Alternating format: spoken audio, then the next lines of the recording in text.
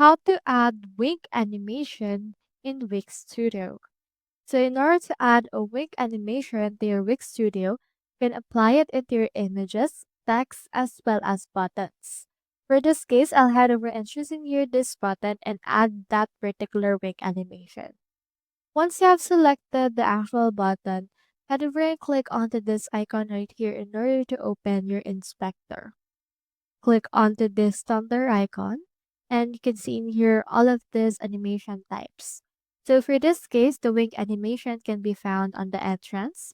So click onto this add option below that. So scroll down and in here we have the wink.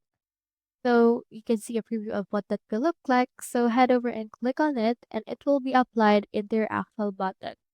So here is what it looks like all together.